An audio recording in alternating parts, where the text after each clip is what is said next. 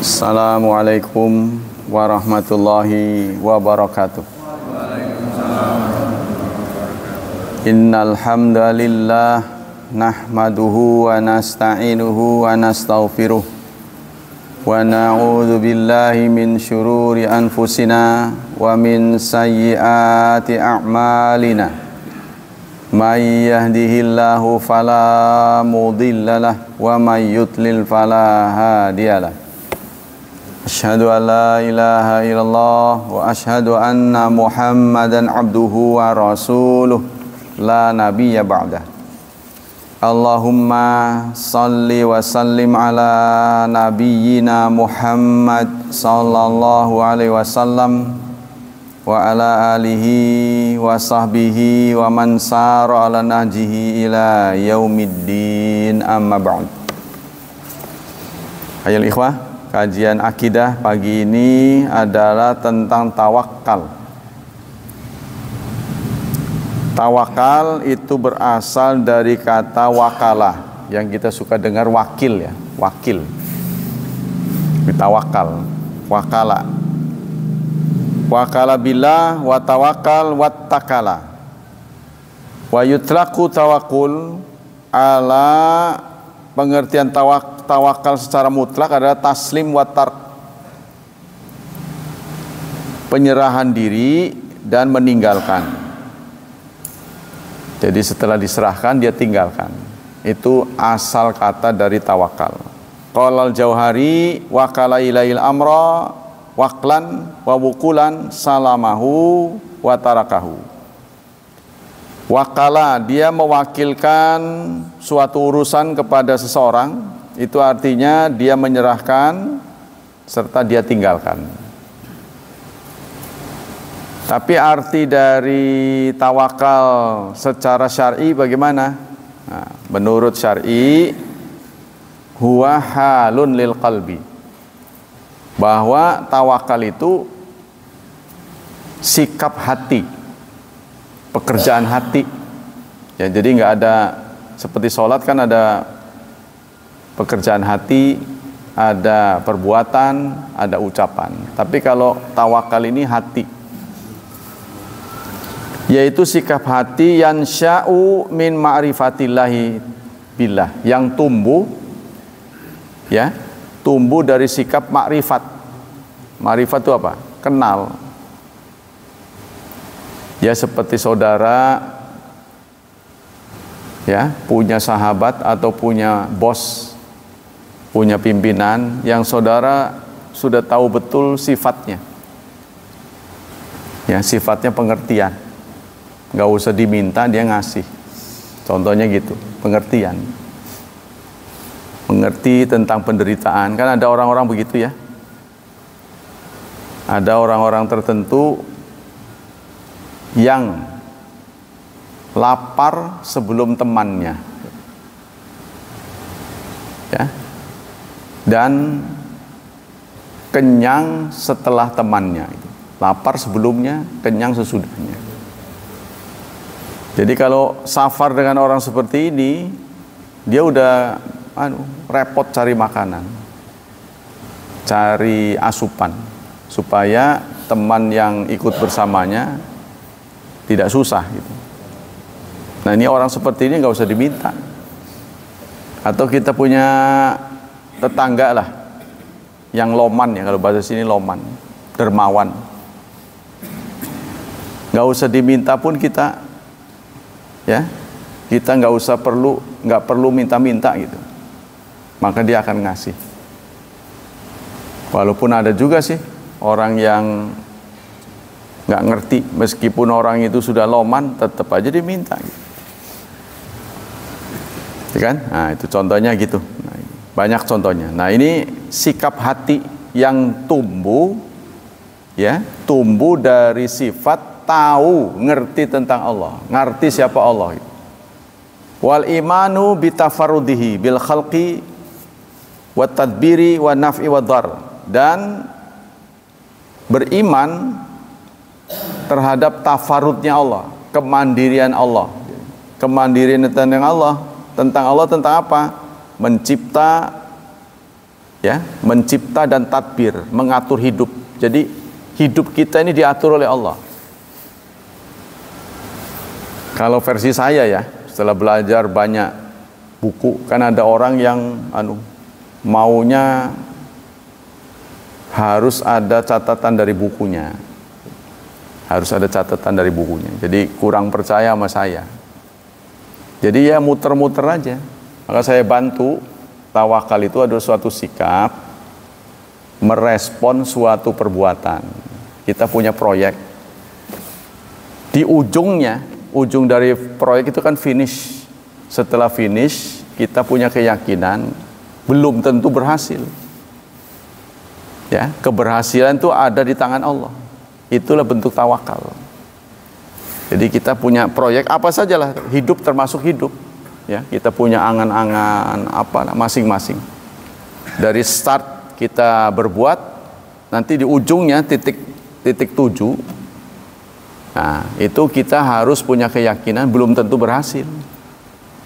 Harus punya begitu, sebab kita hanya berbuat. Kita hanya ikhtiar. Penentu keberhasilan adalah Allah. Itu tawakal. Saya bantu dulu, nanti ini diputar-putar dulu. Jadi definisi dari ulama. Nah, sepanjang perjalanan untuk mencapai keberhasilan itu kan menunggu waktu kan? Menunggu kan?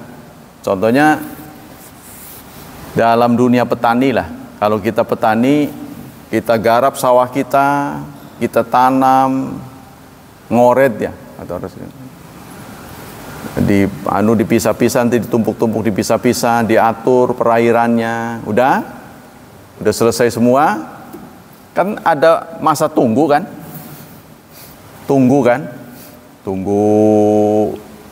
lalu kita menjaganya. Nah, masa tunggu itu dah namanya sabar. Jadi ingat, sabar itu dimensinya dengan waktu. Sabar berarti tunggu. Nah, setelah sampai waktunya panen, ya, selama itu kita tidak boleh berkeyakinan 100% berhasil. Ya, karena faktor keberhasilan ada di tangan Allah. Nah, itulah yang namanya tawakal. Ya, ini dicepetin dulu ya, nanti kita uraikan. Bagaimana kalau kita sikapnya begitu? Kalau sikap kita nggak begitu, kita yakin pasti berhasil, ya, di ujung amal kita, ternyata apa yang kita yakini tidak menjadi kenyataan. Nah, bagaimana? Menurut Anda, kalau kita mengerjakan sesuatu, yakin benar akan berhasil, ya, seperti kita sekolah, apa sajalah. Lalu ternyata tidak. Kecewa mula-mula kecewa. Lalu apa? Stres kan tekanan. Ya, stres itu ditandai dengan gejala. Stres kan juga perbuatan hati kan? Tapi ada gejalanya. Nggak enak makan, nggak enak minum, stres tuh. Ya, lebih kuat lagi depresi. Depresi itu udah banyak diem. Meningkat lagi namanya frustasi. Frustasi itu gejalanya sudah tidak berniat hidup lagi. Orang sebut dengan putus harapan, putus asa. Asa itu artinya harapan. Nah, itu tingkat-tingkatannya. Kecewa, stres, depresi, frustasi, bunuh diri. Nah, semua ini tidak akan ada kalau dibentengi dengan tawakal. Ya, ngerti ya? Kurang lebih begitu. Nanti baru diuraikan. Kalau baca ungkapan ulama dimuter-muter. Kata di sini, ya, pengarang ini, tawakal itu huwa halun, sikap hati, yansya'u, yang tumbuh. Hati itu tidak sekonyong-konyong tumbuh, tapi sudah paham terhadap perjalanan hidup, sudah pengalaman, belajar dari hidup, ya, belajar dari pengalaman. Karena dalam salah satu ayat kan kita suka dengar tuh. Ya ayyuhalladzina amanu ittaqullaha wal tanzur nafsum ma qaddamat lighad. Wal tanzur, hendaklah orang, kita manusia, intanzur, mengevaluasi ma qaddamat, apa yang sudah dia lakukan untuk yang depan. Apa yang dia sudah lakukan, pengalaman yang sudah untuk masa depan. Kenapa Allah mengatakan begitu? Karena masa depan itu gaib. Masa depan kita nggak tahu. Tapi kita bisa nilai keberhasilannya dari masa lalu. Kalau kita pengen nilai masa depan, kita lihat masa lalu. Jadi namanya pengalaman kan? Masa lalu. Pengalaman ini bisa dijadikan pelajaran buat masa depan. Karena masa depan ini gaib. Kita nggak tahu. Nah, karena belajar dari pengalaman, nah, kita insya Allah berhasil. Nah itu. Keberhasilan belum tentu 100%, itulah tawakal. Kalau kita pede dengan akal kita, meskipun sudah pengalaman pasti berhasil, ternyata tidak berhasil, timbullah kecewa, stres, depresi, berujung frustasi dan bunuh diri. Di kalangan umat Islam jarang terjadi bunuh diri. Ya, ada kemungkinan faktor pemicunya adalah sikap tawakal. Karena orang Indonesia banyak orang Islam, dia banyak tawakal. Makanya di dunia orang Islam yang aktif, ya, yang saleh, jarang ada yang bunuh diri. Meskipun persoalan hidup, ya, begitu bertubi-tubi, utangnya banyak, ya, keluarganya tidak harmonis, jarang yang mengakhiri hidupnya dengan bunuh diri. Tapi di dunia negara-negara maju, banyak kita dapati yang bunuh diri karena dia berkeyakinan 100% berhasil. Sekolahnya udah pinter, luar biasa aktifnya. Dia sudah dapatkan angka-angka yang fantastis. Tapi kenyataannya susah kerja.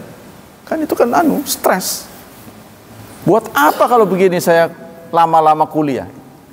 Nah begitu akhirnya. Ujung-ujungnya diterima jadi satpam. Kan? Nah ini kenyataan hidup seperti ini. Kita lanjutkan. Jadi orang ini punya sikap hati yang tumbuh dari ma'rifat kepada Allah dan iman terhadap kemandirian Allah, ya. Tafarudnya Allah, kemandirian Allah dalam mencipta, mengatur, memberi madarat, manfaat, fayujibulahu i'timadan, maka akan lahir sikap i'timad. I'timad itu bersandar. Ya sama dengan kita bersandar, kalau tiang ini roboh kan kita ikut roboh. Kita bersandar pada Allah. Keberhasilannya kita serahkan pada Allah. Jadi kita meyakini apa yang kita sudah lakukan belum tentu berhasil loh. Jadi jangan pede benar. Ya, kalau kita menghadapi kegagalan akan timbul kecewa. Kecewa berat, ya. Stres bisa bunuh diri. Wa tafidul umur ilaihi wa tuma'ninatun wa thiqatan bihi, serta menyerahkan urusan kepadanya sementara hatinya tenang. Setelah dia berbuat, dia tenang. Karena yang kita bisa lakukan adalah berbuat, beramal. Ya. Setelah kita kerjakan sesuai dengan syarat dan ketentuan, ya mau gimana lagi? Ya, soal keberhasilan tetap Allah yang menentukan. Wa yakinan bi kifayatihi lima tawakkala alaihi fihi, dan yakin terhadap kifayahnya Allah, kecukupan yang Allah berikan. Wa qad ikhtalafat ibaratul ulama fi ta'rif bi tawakkul ala Allah, faminhum man fassara bilazimihi. Nah, ini terjadi perselisihan tentang mendefinisikan tawakal. Kalau versi saya, tapi orang nggak percaya pada saya. Kalau versi saya, tawakal itu keyakinan apa yang kita usahakan belum tentu ideal, gitu tuh. Itu tawakal. Ya, sehingga dengan bersikap seperti itu kita terhindar dari tadi itu kecewa, putus asa, ya, stres, depresi, frustasi, bunuh diri. Frustasi itu ditandai dengan sudah tidak berminat hidup lagi. Kalau depresi sudah diem gitu loh. Sudah diem, tidak malas, apa-apa malas. Kalau stres itu ditandai dengan udah nggak enak makan, nggak enak tidur. Stres. Nah, depresi udah nggak punya kemauan. Kalau frustasi udah nggak pengen hidup, itu udah parah lagi. Jadi menjelang bunuh diri itu frustasi. Nah, jadi ada yang menafsirkan tawakal itu dengan lazimihi, seperti dengan takwa. Seperti definisi takwa. Kan ulama berbeda pendapat. Takwa itu apa? Takwa itu sikap hati, keyakinan bahwa Allah hadir dimanapun kita berada. Allah hadir dimanapun kita berada. Jadi ittaqullah, yakinilah, ya, kesadaran yang mendalam akan hadirnya Allah, itu takwa. Nah, buah dari takwa, gejalanya itu taat pada perintahnya. Yang nggak beda dengan kita tahu hari ini Big Boss datang, Direktur Utama datang. Bagaimana sikap Anda sebagai karyawan?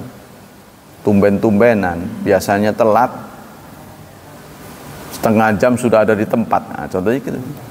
Itu kalau kita istilahnya kesadaran yang mendalam. Takwa, buahnya itu tadi, taat pada perintahnya, menjauhi larangannya. Tapi banyak orang mendefinisikan takwa itu taat pada perintahnya, menjauhi larangannya. Itu mah gejalanya. Ya, sama dengan marah. Marah itu kan sikap hati. Gejalanya itu dengan matanya merah, apa tuh giginya grogot ya, menggeretuk. Wah, itu tanda. Tapi belum tentu orang yang matanya merah itu marah. Itu gejalanya. Al-alaqa bainal makna lughawi wa syar'i. Hubungan makna bahasa dan makna istilah. Lama kana tawakkul fil ghayat laku ala taslim wal i'timad. Tapi asal dari mana tawakal secara bahasa itu adalah bersandar, pasrah. Ya. Utlika fi syar'i bi hadzal makna ala anna dzalika khussa bi taslim lillah wal i'timadu alaihi duna ghairi li tafarrudi subhanahu wa ta'ala bil khalqi wat tadbir wa qudrati ala kulli syai'. Nah, kata di sini begini, dimutlakan secara syar'i dengan menyerahkan dan bersandar pada Allah, bukan yang lainnya. Karena Allah dalam mencipta, mengatur, berkuasa itu adalah sendiri. Kan bingung saudara? Ya, muter-muter kan? Jadi tawakal itu adalah sikap menyikapi perbuatan kita dengan keyakinan bahwa apa yang kita lakukan belum tentu berhasil gitu. Itu tawakal. Ya, yang kita lakukan belum tentu berhasil. Ada lagi sikap tawakal ini jangan sampai menimbulkan sikap apatis. Ya, menimbulkan sikap malas. Setelah kenapa? Kalau Allah pengen saya berhasil pasti walaupun malas juga berhasil. Nah, itu tidak sesuai. Tidak sesuai dengan sikap tawakal. Jadi tawakal itu sudah berbuat, ya, sudah berupaya, nah, sudah buang modal, ya, artinya sudah mancing gitu. Tapi soal hasil mah bukan kita penentunya. Contohnya kita mau mancing tuh, berangkat ya, nelayan. Harus ada dalam keyakinan apa yang saya lakukan nggak sesuai dengan harapan, belum tentu sesuai. Harapannya akan dapat 1 kintal, contohnya melaut ya, tapi ternyata cuma berapa kilo, contohnya itu. Nah, ini tidak akan menimbulkan sikap kecewa.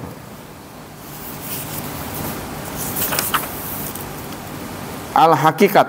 Nah, kata di sini, bagaimana status hukum tawakal? Statusnya gimana dalam ajaran Islam? At-tawakkul 'ala Allah min aujabi wajibat. Tawakal kepada Allah itu adalah wajibnya wajib. Bayangin ini. Jadi posisi tawakal itu sangat strategis. Tapi banyak orang nggak tahu. Bal huwa syartun fil iman. Bahkan menjadi syarat keimanan seorang. Iman syaratnya harus tawakal. Apa ayatnya? Surat 5 ayat 23. Surat 5 ayat 23, surat Al-Maidah ayat 23. Allah berfirman, wa 'alallahi fatawakkalu. Kepada Allah lah kalian bertawakal. Karena itu kebanyakan tawakal tidak bisa diterjemahkan. Ya, sikap batin setelah berusaha bahwa apa yang dia lakukan belum tentu tercapai sesuai dengan keinginan. Itu tawakal. Menurut versi saya. Tapi kalau saudara mau versi ini nih, muter-muter aja. Ya, karena itu begitu juga hidup kita. Pasti Anda sudah bisa merinci sendirilah. Kepengen begini jadinya begini, kepengen begini jadinya begini.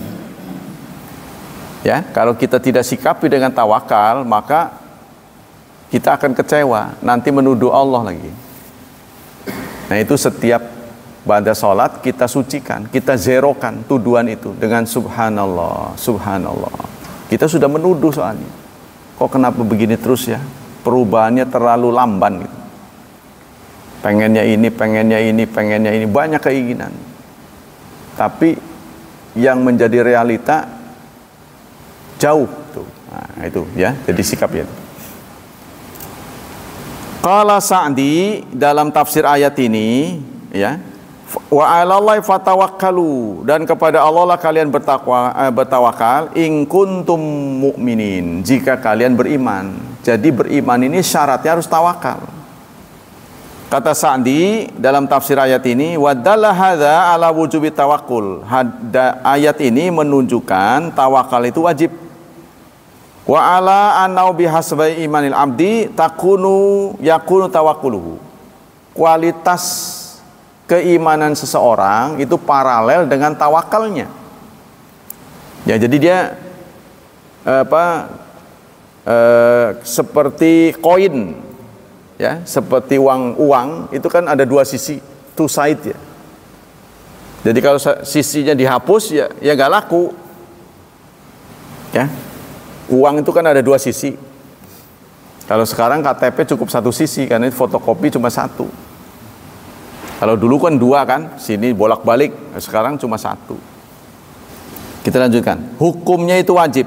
Wa qala Ibnul Qayyim fi raddihi li ba'di inhirafit sufiyah wa amma tawajjuh khitab ilal ama fa subhanallah. Hal khataba wa bitawakkul fi kitabi ila khawasa khalqihi wa aqrabu ilaihi wa akramahum.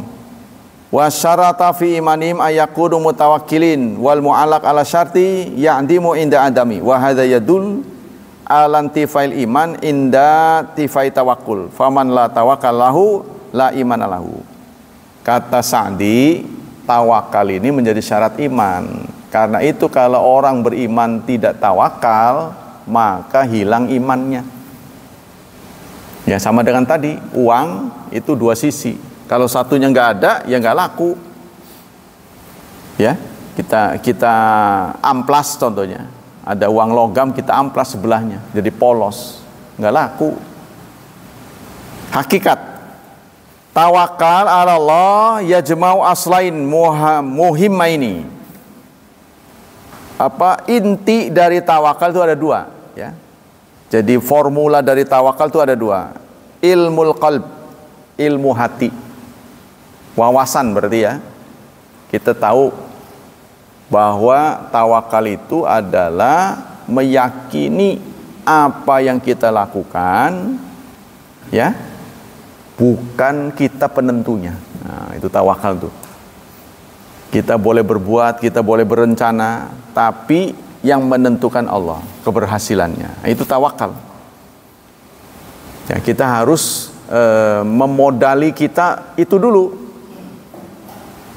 Seperti kita sudah berbuat banyak, ya, sudah ngaji, ya, kemudian kita dibangkitkan dari kubur, Lalu kita tanya pada petugas, mana surga buat saya? Kayak preman gitu kan, malak. Mana? Saya udah capek ini sholat subuh, apa itu, tatang. Mana? Nah itu namanya terlalu pede. Ya, Allah nyatakan bahwa surga, orang bisa masuk surga itu bukan karena amalnya, karena bonus dari Allah. Jadi bukan ditentukan oleh kita. Tapi di ayat yang lain menyentuhkan beramal itu juga penentu masuk surga. Nah ini jadi kita tawakal istilahnya. Jadi satu saat, yang kedua ilmul qalbu, yang kedua amalul qalbi. Wa dzalika bisukunihi ilaihi wa wakilihi wa tumanitatihi. Jadi pertama kata ahli tafsir ya, bahwa tawakal itu isinya dua, ilmu dan amal. Ilmu dan amal hati. Jadi semuanya ini hati.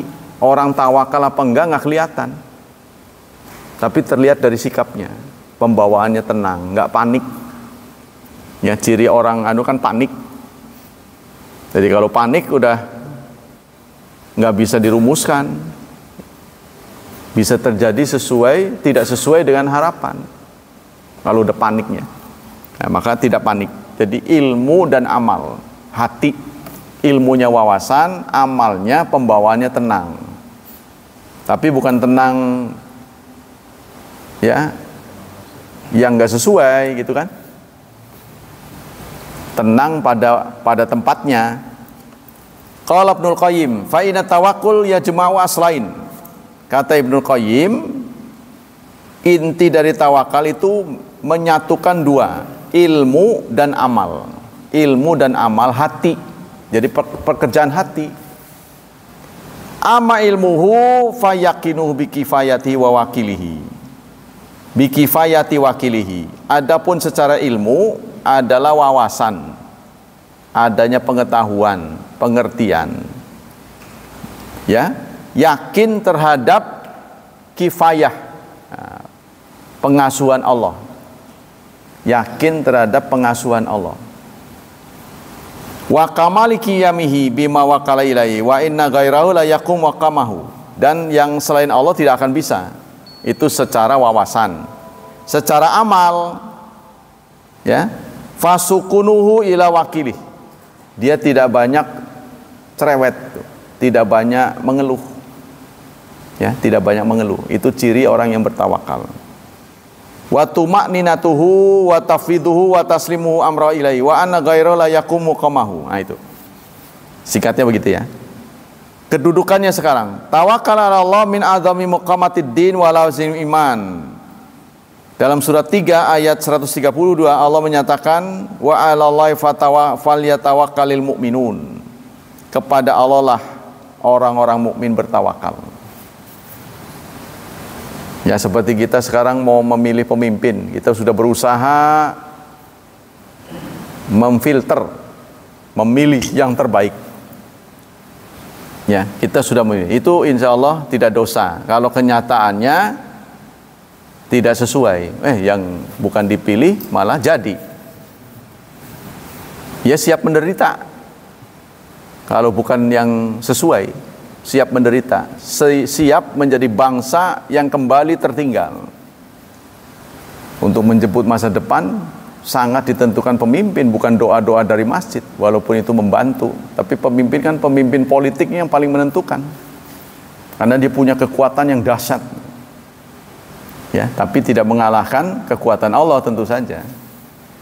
Nah, kita sudah milih yang bagus dengan kriteria yang jujur kan, sudah semuanya. Paling tidak itu menghapus dosa kita. Kewajiban memilih sudah kita tunaikan. Jadi kalau kemudian yang jadi bukan yang kita harapkan, ya sudah, kita tawakal. Ya, nah itu satu bentuk tawakal begitu. Gak usah kecewa yang berlarut-larut, gak ada gunanya. Dalil-dalil al-adillah ala wujud tawakkul ala Allah Ta'ala katsirah. Dalilnya banyak. Faqad amara Allah Ta'ala bitawakkul alaihi wa asna alaihi ashabi fi katsir minal ayat. Contohnya surat 3 ayat 159. Apa yang saya katakan benar ini? Lihat surat 3 ayat 159. Fa idza azamta fatawakkal 'ala Allah innallaha yuhibbul mutawakkilin. Jika kamu sudah azam. Azam itu apa? Kalau dalam bahasa Indonesia, azam itu artinya niat. Ya, kalau niat itu juga eksekusi. Niat itu artinya eksekusi. Niat dalam bahasa Arab, bahasa Indonesianya eksekusi. Karena niat diartikan dengan ucapan yang sesuai dengan perbuatan. Niat tuh. Jadi kalau waktunya bersamaan itu namanya niat. Tapi kalau waktunya ada jeda, ya, dia merencanakan, itu namanya azam. Yuk kita ke sana yuk. Nah, itu azam itu.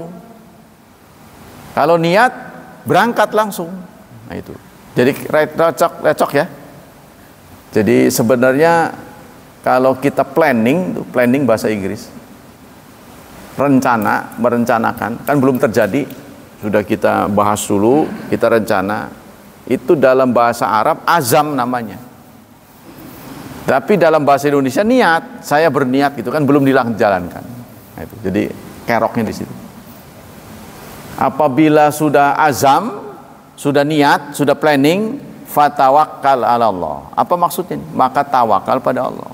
Jadi kita harus punya keyakinan apa yang kita niatkan belum tentu terwujud 100%. Harus punya keyakinan begitu.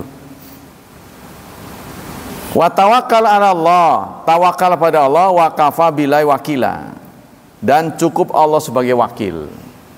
Jadi kita serahkan pada Allah. Ya Allah, semoga berhasil. Ya, ditutup dengan doa. Itu namanya tawakal.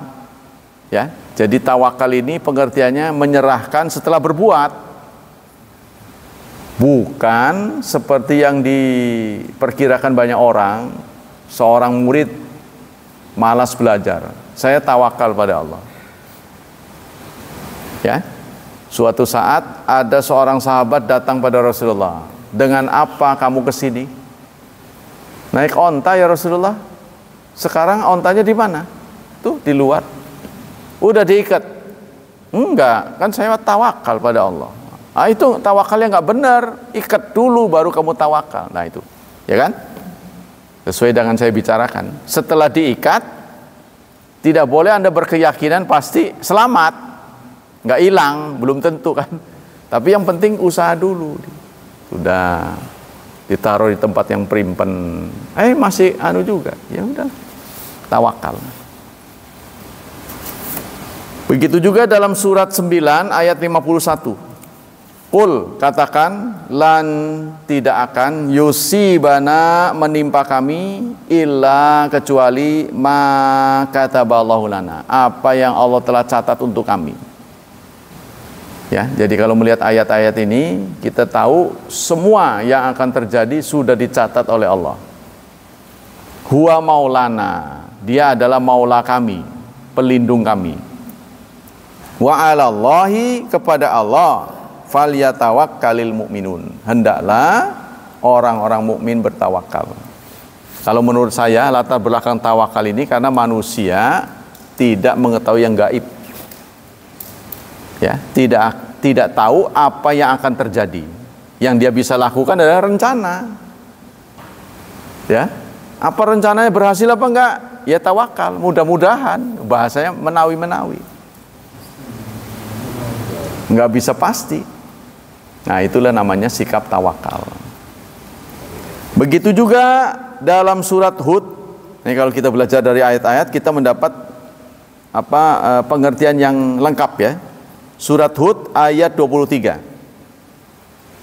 Allah menyatakan walillahi ghaibus samawati wal ard. Allah memulai menyatakan yang gaib itu milik Allah. Kan berarti kan masa depan. Ya. Wa ilaihi yurja'ul amru kulluh. Dan kepadanya semua urusan akan kembali. Urusan-urusan yang enggak tuntas. Ya, kebenaran kan cuma satu, yang benar gitu. Yang mana? Contohnya, kunut apa tidak kunut? Contohnya itu. Pemilu ini masuk akidah apa masuk syariah? Kalau masuk akidah kan musyrik. Serem ya. Kalau masuk syariah, yaitu urusan dunia. Tapi kalau masuk akidah, Rasulullah nggak pernah mencontohkan. Nggak pernah pemilu kan? Ketika Rasulullah wafat, Abu Bakar Siddiq pemilu kan nggak pernah. Beliau langsung menunjuk orang-orang ribut. Sahabat Ansor mengatakan yang cocok ya Ansor lah.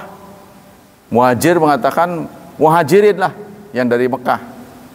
Ada opsi ketiga, ya udah pemimpinnya dua, satu jadi wakil, satu jadi pimpinan, Ansor dan Muhajir gitu. Selamanya begitu, dan nomor satu, nomor dua ya gantian aja gitu. Sama dengan sekarang kerajaan apa ya, Malaysia ya, yang di Pertuan Agung. Itu kan ada 9 wilayah ya, kalau nggak salah. Ada 9 negara mereka itu. Nah, ya 9 negara bagian. Mereka setiap berapa tahun gitu periode kompromi. Sekarang pimpinannya siapa? Bergilir. Nah, itu apa begitu? Nah, itu diusulkan oleh orang Madinah dan orang Mekah, sahabat Ansor dan Muhajir. Lalu setelah terjadi keributan, ini akan menimbulkan perpecahan. Umar apa kalau nggak salah ya, menggandeng tangan Abu Bakar, lalu dia mengatakan, saya berbaiat Anda menjadi khalifah. Ya, jadi Umar tahu sendiri kan, ditakuti kan, digandeng, saya berbaiat pada Anda. Semuanya ikut, udah aja. Kata Umar, karena tanda-tanda bahwa Abu Bakar dipilih sebagai pengganti Rasulullah, ya, itu sudah ada waktu beliau hidup. Beliau tidak bisa menjadi imam, Abu Bakar yang ditunjuk. Itu kan isyarat semua itu.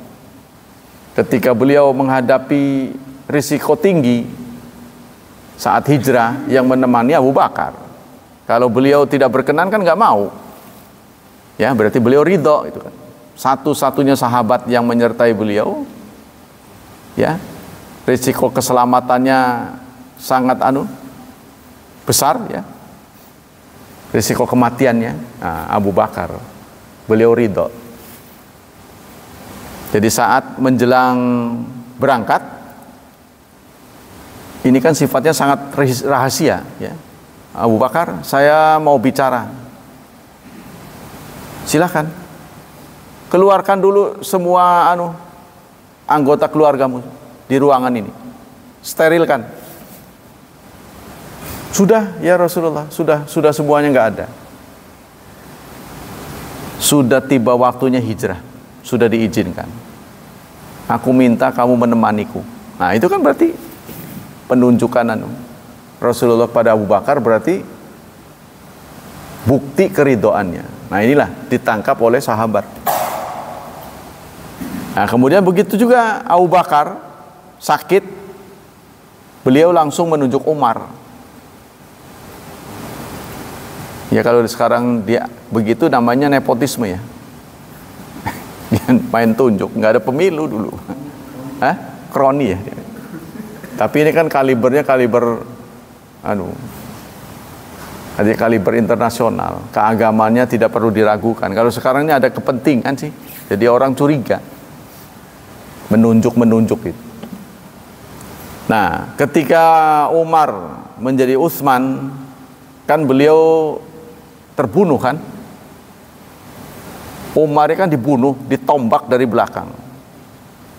Tapi saat beliau menghadapi kritis, nyawanya sudah kritis, beliau memanggil beberapa orang, 6 orang apa? Di antaranya Abdullah bin Umar. Kamu bisa milih, tapi nggak boleh dipilih.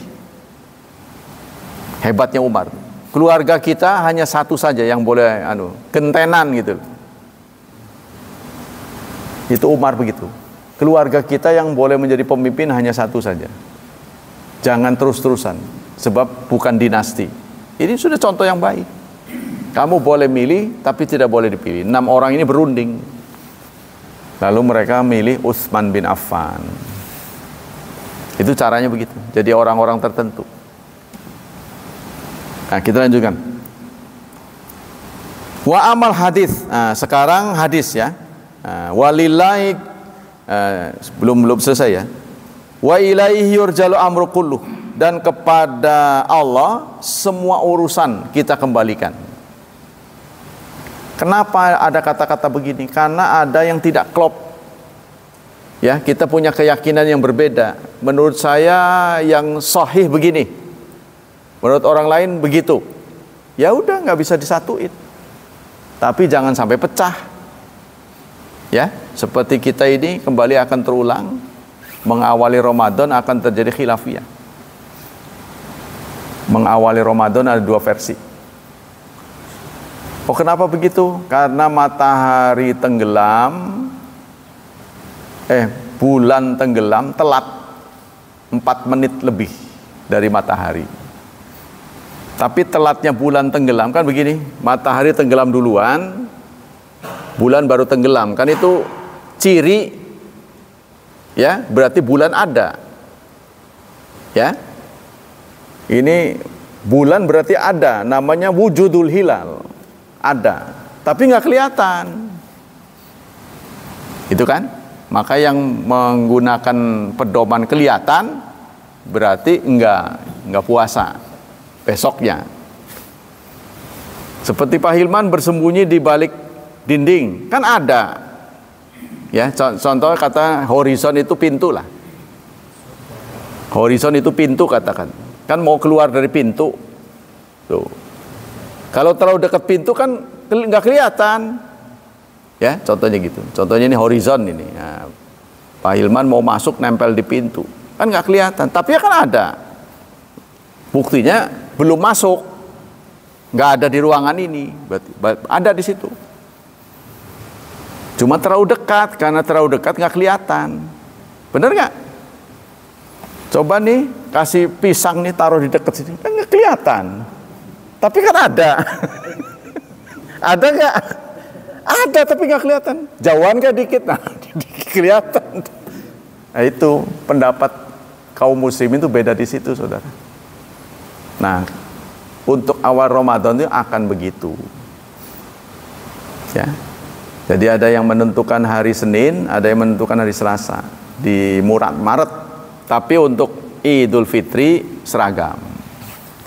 Insya Allah seragam. Itu syaratnya itu setidak-tidaknya berapa itu? 6 derajat kali 4, sekitar 20 menit kelihatannya itu, baru boleh ditanggalin. Menurut yang ru'yatul hilal, yang menentukan harus terlihat. Dua-duanya hitung-hitungan sama. Dua-duanya hitung-hitungan. Anda kira bukan hitungan? Sama hitungan. Kalau bukan hitungan, kenapa dia nunggunya di sore itu? Ya kan? Oh, nggak kelihatan kan ngitung. Kalau nggak ngitung pasti dia seminggu sebelumnya. Coba lihat gantian gitu. Iya kan? Oh, nggak ada. Berarti bukan besok. Besoknya lagi? Bukan. Tapi dia tentukan pas di situ. Ngitung dua-duanya. Nah, kata orang yang menyatakan ada walaupun nggak kelihatan, itu terlihat secara ilmu. Seperti angin. Ada nggak angin itu? Kata orang dulu, angin itu dimasukkan ke dalam alam gaib. Ya, orang sekarang enggak. Angin bukan gaib, bisa dijual belikan. Jual angin katanya. Berarti sesuatu yang bisa dikuasai manusia itu bukan gaib. Ciri gaib itu tidak bisa diakses. Contohnya surga. Anda panggil ratusan profesor untuk menentukan di mana keberadaan surga, nggak akan berhasil.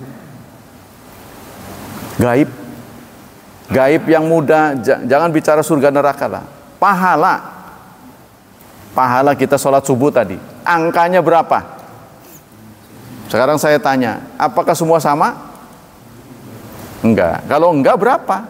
Anda nggak bisa jawab. Ya kan? Memang benar jawabannya, nggak sama. Tapi nggak samanya berapa? Wallahu a'lam, nggak ada yang tahu. Nah, itu namanya gaib. Jadi nggak usah diributkan. Ya, nanti akan diselesaikan. Memang ada masalah yang dibiarkan oleh Allah. Sehingga ada kata-kata wa ilallah yurja'ul umur. Kepada Allah lah segala urusan akan dikembalikan. Jangan ribut. Keyakinan masing-masing aja. Tapi seorang ahli falak, dia harus menjalankan hitungannya. Kalau dia mengatakan 2 tambah 2 4, gak boleh tunduk 3. Paling tidak yang ngerti. Kalau yang nggak ngerti ya ikut yang ngerti. Nah itu saudara. Kemudian dalam hadis gimana? Kalau tadi dalam ayat-ayat, dalam hadis gimana? Dalam sebuah hadis diriwayatkan oleh Umar bin Khattab, Rasulullah bersabda, "Lau annakum, seandainya kalian tawakkaltum ala Allah, tawakal kepada Allah, haqqa tawakkulihi, dengan sebenar-benar tawakal, la razaqakum, maka Allah akan memberi rizki kepada kalian, kama yurzaqut thair, seperti burung. Kamu akan diberi rizki seperti burung diberi rizki. Bagaimana burung diberi rizki? Tagdu khimasan, pagi-pagi dia keroncongan, perutnya nggak ada isi. Wataruhu bitanan, dan sore hari penuh. Ya, ini informasi dari Allah. Pagi-pagi dia keroncongan, nggak ada isinya, dia terbang cari, malamnya itu udah penuh. Tuh ya. Nah ini kata sabda Rasulullah, kalau kamu benar-benar takwa, kamu akan begitu. Nah kalau takwa diartikan tuh dengan diam, kita udah pensiun, diam aja ya kapan mau ada yang memberi rizki? Kecuali Anda teriak, waduh lapar, waduh, baru orang tahu. Pak RT turun tangan, menang baik. Wes bagaimana ini? Ya mati lama-lama. Ya, seperti Umar pernah menegur orang zikir terus di masjid. Emang kamu nggak punya anak, nggak punya istri? Ya punya. Terus ya saya tawakal. Marah Umar bin Khattab. Terus kata dia, inna samala tumtiru zahaban. Kamu harus ingat, langit tidak akan menghujani emas. Langit tidak akan hujan emas. Ayo pergi. Diusir. Kerja. Tuh. Jadi kita harus memahami dua hal ini. Jadi jangan sampai pelajaran tawakal ini membuat kita apatis, meneng baik. Seorang murid tidak perlu belajar karena dia yakin tawakal pada Allah pasti pinter kalau Allah mau. Bukan itu, kita berusaha dulu. Ya, tadi itu sudah berusaha bersamaan dengan keyakinan usaha yang kita lakukan belum tentu sesuai dengan harapan. Itu tawakal. Sudah berusaha. Ya. Ini pelajaran-pelajaran begini ada angel ini. Jadi banyak istilah-istilah itu harus tepat mendudukannya. Kalau enggak kita akan tergelincir. Ya seperti seperti kita sakit. Jangan sampai meyakini obat itulah penyembuhnya. Kalau kita meyakini obat sebagai penyembuh, kita jatuh musyrik. Tuh kan susah itu. Ya kan? Sementara ada orang kebiasaan kalau saya minum ini sembuh. Ya kan? Iya. Jangan meyakini kenyang itu karena makanan. Kan susah memang, nyata-nyata saya habis makan kenyang. Alhamdulillah kenyang. Tuh, berat ya. Jadi yang membuat kenyang dan lapar itu Allah. Nah kita diminta suruh mencari, suruh memasukkan makanan ke dalam tubuh. Itu perintah. Tuh ya. Jadi nanti ada satu hadis yang menyatakan kalau kamu berkeyakinan bahwa makan adalah faktor yang membuat kenyang, suatu saat Allah akan beri keadaan makan gak kenyang-kenyang. Jadi boros nantinya. Ya, orang yang terbaik kan makannya sedikit tapi kenyang. Tubuhnya kuat untuk beribadah, gitu kan? Jangan makannya sedikit jadi ngeloyok begitu, mau jatuh. Nah itu. Kemudian hadis yang lain dari Ibnu Abbas, Rasulullah bersabda, yadkhulu min ummatil jannata sab'una alfan bighairi hisab. Akan masuk ke surga dari umatku 70.000 tanpa hisab. Jadi akan masuk ya 70.000 dari umatku. Ada yang mengatakan 700.000. Versinya ada dua. Ada 70.000, ada 700.000 tanpa hisab, tanpa seleksi. Seperti orang masuk ke perguruan tinggi tanpa seleksi karena dia apa? Prestasi ya. Mahasiswa yang berprestasi di sekolahnya, contohnya dia berhasil mendapatkan olimpiade, itu biasanya mendapat perlakuan khusus. Di beberapa perguruan tinggi yang hafizul Quran 30 juz masuk tanpa seleksi. Orang kafir keberatan. Jangan adalah syarat-syarat begitu, itu namanya curang. Unpad juga begitu, kadang-kadang memperlakukan menerima mahasiswa tanpa seleksi untuk mereka yang hafizul Quran 30 juz. Kan itu perguruan umum, yang non muslim merasa dizolimi gitu. Ya kamu harusnya hafal Bible. Mungkin begitu ya. Orang Hindu apa kitab suci dia hafal. Harusnya begitu menurut mereka. Kalau mau hafal, hafal semua. Kenapa ini Quran saja gitu. Ya. Apa syaratnya 70.000 umatku akan masuk surga?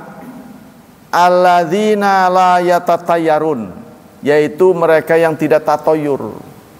Tatoyur ya, itu menganggap nasib tergantung dengan burung. Nasib tergantung dengan burung. Jadi tatoyur diambil kata tuyur, artinya burung. Jadi dulu itu kalau ada burung hantu, wah sial ini. Wah sial ini. Gitu. Kalau sekarang kan kita burung gagak. Wah, wah. Siapa yang mati ya? Nah, itu nggak boleh itu. Jadi menggantungkan nasib terhadap binatang. Apa saja itu binatang? Kupu-kupu ada tamu. Terus kucing.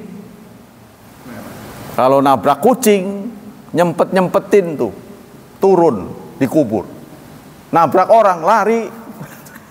Jadi kucing lebih terhormat daripada orang. Bahkan ustadz saya pernah ngomong begini. Ya dia ngomong begitu, bahwa kalau kita lagi berkendara terus ada kucing lewat, itu sebaiknya balik lagi. Masa sih ustadz begitu? Isi orang ngantel, los, jajal. Jadi kalau ada kucing nyilang itu, kita lagi naik motor, nyilang dia begitu. Cross, bukan begitu, bukan larinya bukan ke sana, tapi nyilang begini. Itu ada sesuatu. Nah ini kalau kita percaya pada begitu itu musyrik. Bagaimana kalau kita hatinya juga terganggu dengan omongan-omongan? Ya kita minta pada Allah, ya Allah, semoga apa yang mereka katakan tidak benar. Itu namanya fa'al. Fa'al. Ya, fa'al itu optimis. Ya, kalau kita sudah terpengaruh oleh akidah masyarakat kita. Contohnya tadi ada tanda ya dari alam, contohnya ya kucing lewat tadi itu, ya Allah semoga apa yang mereka yakini tidak benar. Ini untuk menambah kemantapan kita. Kalau lewat jembatan klakson tuh, Mbah numpang lewat, apa begitu, itu musyrik saudara. Memang ada doanya kalau turun naik ya, itu ada doanya. La ilaha illallah wahdahu la syarika, saya lupa itu harus buat pengendara itu harus Bismillahirrahmanirrahim majreha wa mursaha inna rabbi laghafurur rahim, contohnya itu. Nanti kalau tanjakan ada bacaannya, turunan ada bacaannya. Bukan membunyikan klakson. Mbah numpang lewat mohon izin, itu musyrik. Gak boleh. Kita berdoa saja, ya Allah semoga selamatkan dari segala gangguan, itu jauh lebih baik. A'udzu bikalimatillah tammati min syarri kulli ma khalaq ya.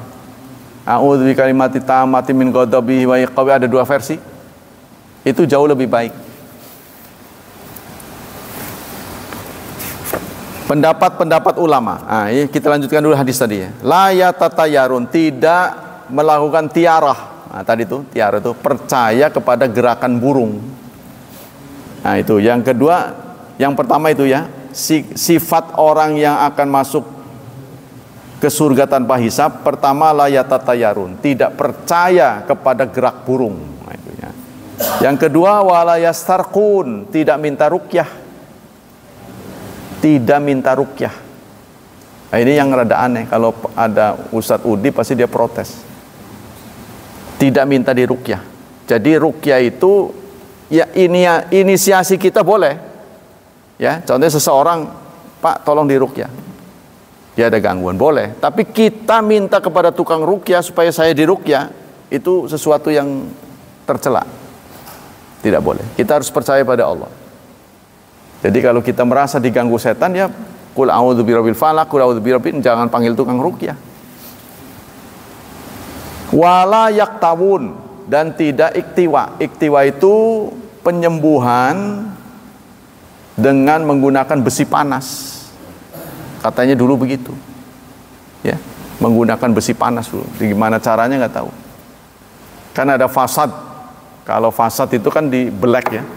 Jadi dilihat nadinya, itu ada nadi yang tersumbat. Tapi kalau bukan ahlinya jangan coba-coba. Bisa pendarahan.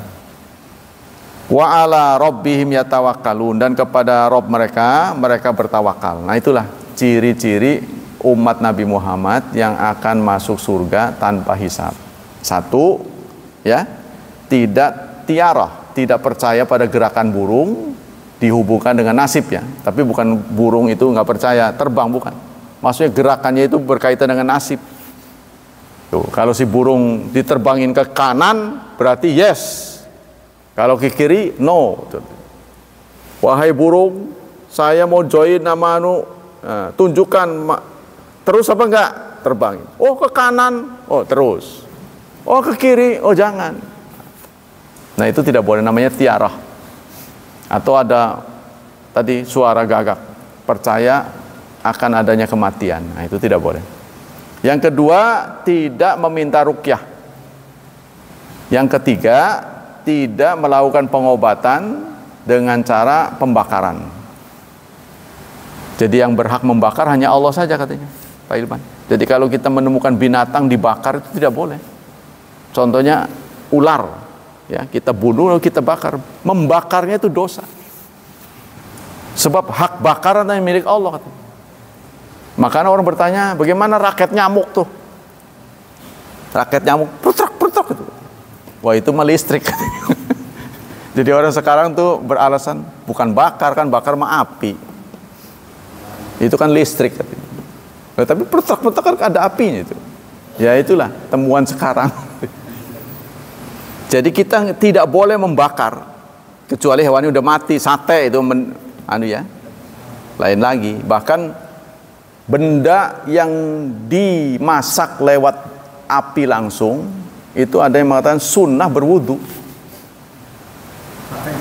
Ya sate berarti. Tapi enggak baru terjadi pada daging kambing onta ya.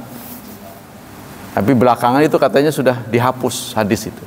Jadi diusahakan jangan sampai tersentuh. Apa itu kaitan dengan kanker ya? Ya kan? Ada karbonnya itu. Itu benar juga sih sabda Nabi. Walaupun itu hadisnya dhaif, jadi sahabat-sahabat itu kalau masak tidak kalau nggak terpaksa tuh dia nggak akan langsung dibakar api. Dimasak maksudnya direbus, digoreng, tapi kan ada itunya kan. Dan tawakal kepada Allah. Allah kan mengatakan fa idza azamta fatawakkal 'ala Allah. Kita harus niat berhasil. Kalau kita melakukan suatu usaha, kita harus penuhi syarat dan ketentuannya. Tapi kita ingat bahwa keberhasilan sepenuhnya di tangan Allah. Ya, sebab penentu keberhasilan itu bukan dari kita saja. Intra dan ekstra. Intra kan kita sudah lakukan. Ya. Contohnya Anda menginginkan anak kita saleh. Dengan cara apa? Ya didik dengan agama. Tapi pertanyaannya, apakah semua yang terdidik agama berarti saleh? Belum tentu. Itu kan? Maka kita harus berusaha kenceng. Sejauh mana kita tahu batas kemampuan kita setelah kita berbuat. Ya, yang penting kita terus berbuat, terus melakukan semaksimal mungkin bersama dengan keyakinan sepenuhnya penentunya Allah. Nah, itu untuk ya, untuk tindakan preventif, jangan sampai kecewa nantinya. Demikian kajian pagi ini, semoga menginspirasi, semoga Allah melimpahkan pahala yang berlipat ganda, semoga Allah tetap melindungi dan menyelamatkan kita dari wabah dan fitnah, dari syubhat dan syahwat, dan semoga Allah berkenan memudahkan hidup anak-anak kita, memberikan berkah yang berlimpah, serta membimbing mereka menjadi hamba Allah yang saleh dan salihat. Subhanakallah wa bihamdik, asyhadu alla ilaha illa anta, astaghfiruka wa atubu ilaik. Wassalamualaikum warahmatullahi wabarakatuh.